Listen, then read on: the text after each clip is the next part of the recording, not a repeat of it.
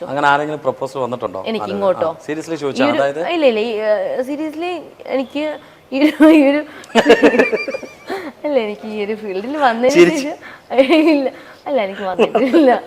ആ ചിരിയിലുണ്ട് വന്നിട്ടുണ്ടോ? വന്നിട്ടില്ല. അങ്ങനെ ആരും ഇഷ്ടം പറഞ്ഞു വന്നിട്ടില്ലേ? എന്താ സംഭവം എന്ന് വെച്ചാൽ ഞാൻ എപ്പോഴും ഇരുന്ന് ഒറ്റയ്ക്ക് ഇരുന്ന് ഇങ്ങനെ ആലോചിക്കും, എനിക്ക് ഇത്രയും വയസ്സായില്ലേ, ഇത്രയും പ്രായം കൂടിയില്ല കേട്ടാ, ഞാൻ അങ്ങനെ പറയാം. 25 വയസ്സായില്ലേ? 25 വയസ്സിൽ കൂടുതലുണ്ട് കേട്ടോ. 28? അതൊന്നും ഞാൻ പറയത്തില്ല. അതൊക്കെ വേണമെങ്കിൽ ചേട്ടാ, ഞാൻ വേണമെങ്കിൽ പോവാന്ന് പറഞ്ഞേക്കാം. എന്നാൽ കല്യാണ പ്രായം ഒക്കെ ആയി. അപ്പൊ ഞാൻ ഇങ്ങനെ ചിന്തിക്കാറുണ്ടേ, എന്ന് പറഞ്ഞാൽ നമ്മുടെ ലൈഫിൽ വേണ്ട ഒരു കാര്യം തന്നെയാണ് കല്യാണം എന്നുള്ളത്.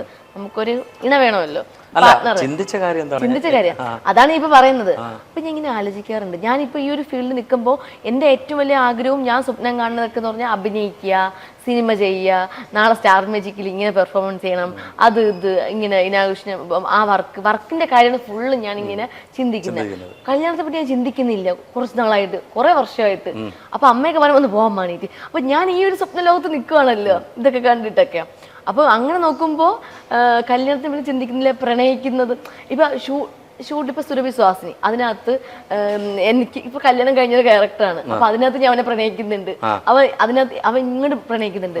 അപ്പൊ അതാണ് പ്രണയം. ശരിക്കും അത് പ്രണയം അല്ല, എന്നാലും അതൊക്കെയാണല്ലേ ലൈഫ് എന്നൊക്കെയാണ് ഞാൻ ചിന്തിക്കുന്നത്. അതുകൊണ്ട് എനിക്ക് ഒറിജിനലായിട്ട് എനിക്ക് പ്രണയിക്കാനും തോന്നുന്നില്ല, കല്യാണം കഴിക്കാനും ആ സമയത്ത്